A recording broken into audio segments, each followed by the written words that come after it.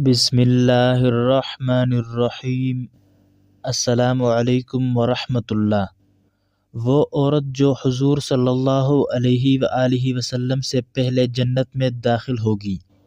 حضور اقدس صلی اللہ علیہ وآلہ وسلم نے فرمایا کہ سب سے اول میرے لیے جنت کا دروازہ کھلے گا، مگر یہ کہ ایک عورت آئے گی جو مجھ سے آگے نکلے گی، یعنی جنت میں داخل ہوں گی۔ میں اس سے کہوں گا کہ تجھے کیا ہوا، یعنی تم مجھ سے پہلے کیسے جا رہی ہو؟ تو وہ عورت کہے گی کہ محترم ناظرین، ہم اکثر روایات سنتے ہیں، علماء کرام سے بیانات میں سنتے ہیں کہ جہنم میں عورتیں زیادہ ہوں گی، کیونکہ وہ شوہروں کی ناشکری کرتی ہے، لعن طعن زیادہ کرتی ہے۔ اس سے ہمارے ذہن میں بس یہ ایک خیال رہتا ہے کہ تمام عورتیں جہنمی ہیں، لیکن آج کی ویڈیو میں ہم آپ کے ساتھ حضور اقدس صلی اللہ علیہ وآلہ وسلم کی ایسی حدیث شیئر کریں گے کہ عورت اگر یہ ایک کام کرے تو وہ حضور صلی اللہ علیہ وآلہ وسلم سے پہلے جنت میں داخل ہوں گی۔ ناظرین، وہ عورت جو سب سے پہلے جنت میں داخل ہوگی، ان کے بارے میں ہم آپ کو بتاتے ہیں، لیکن اس سے پہلے عورتوں کے جنت جانے والے اعمال آپ کو بتاتے ہیں۔ رسول اکرم صلی اللہ علیہ وآلہ وسلم نے ارشاد فرمایا، عورت جب 5 وقتی نماز پڑھے، رمضان کے مہینے کے روزے رکھے، اپنی عزت و آبرو کی حفاظت کرے اور شوہر کی فرمانبرداری کرے، تو وہ جنت کے دروازوں میں سے جس دروازے سے چاہے داخل ہو جائے۔ حضرت انس رضی اللہ عنہ سے مروی ہے کہ آپ صلی اللہ علیہ وآلہ وسلم نے فرمایا، کیا میں تم کو جنتی عورت کے بارے میں نہ بتا دوں کہ وہ کون ہے؟ ہم نے کہا، اے اللہ کے رسول، ضرور بتا دیجئے۔ آپ صلی اللہ علیہ وآلہ وسلم نے فرمایا، جو خاوند سے بہت محبت کرنے والی، بہت بچے پیدا کرنے والی اور اپنے خاوند سے گہرا تعلق رکھنے والی ہو۔ خاوند جب اس سے ناراض ہو جائے تو وہ اس سے بے اعتنائی کرنے یا اکڑنے کے بجائے اس کے پاس جاتی ہے، حتیٰ کہ اپنا ہاتھ اس کے ہاتھ میں دے دیتی ہے اور کہتی ہے کہ میں اس وقت تک پلک نہیں جھپکاؤں گی جب تک تو راضی نہ ہو جائے۔ اس حدیث پاک میں جنتی عورت کی صفت بیان کی گئی ہے کہ جنت میں جانے والی یہ عورت ہے کہ جس میں یہ اوصاف پائے جائے۔ الودود، یعنی بہت زیادہ شوہر سے محبت کرنے والی، شوہر پر فریفتہ کہ ذرا سی ناراضگی سے اس کا چین و سکون ختم ہو جائے۔ محبت و چین کا تعلق اس کا شوہر سے وابستہ ہو، اسے ناراض چھوڑ کر الگ بیٹھنے والی نہ ہو۔ فریفتگی اور محبت کا یہ فائدہ ہوگا کہ دوسرے کی جانب اس کا خیال اور دھیان نہ جائے گا، اور غایت محبت کی وجہ سے شوہر کی جانب سے کوئی تکلیف دہ امور ہوں گے تو اسے برداشت کر لے گی۔ محبت کی وجہ سے کڑوی بات بھی میٹھی ہو جاتی ہے۔ محبوب کی طرف سے پہنچنے والی تکلیف محبت کی وجہ سے محسوس نہیں ہوتی، جس سے گھر کا نظام بأحسن وجوہ چلتا ہے اور ہر ایک کو گھریلو سکون میسر ہوتا ہے۔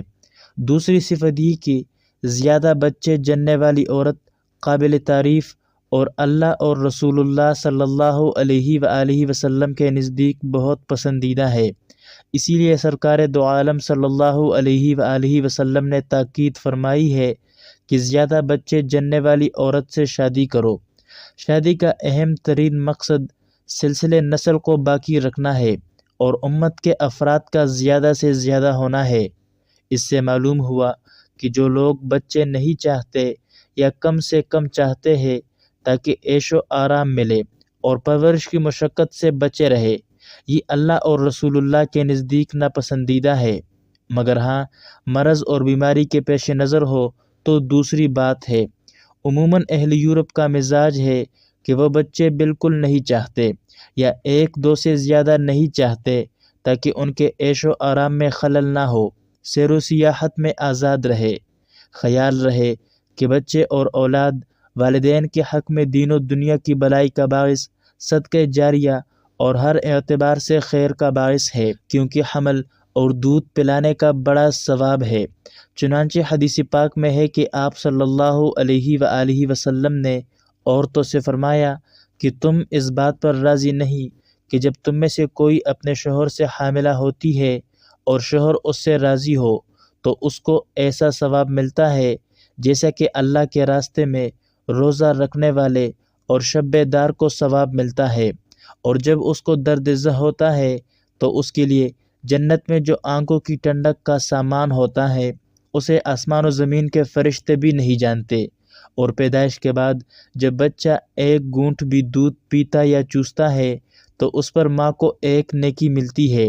اگر بچے کے سبب سے رات میں جاگنا پڑ جائے تو راہ الہی میں 70 غلاموں کے آزاد کرنے کا ثواب ملتا ہے۔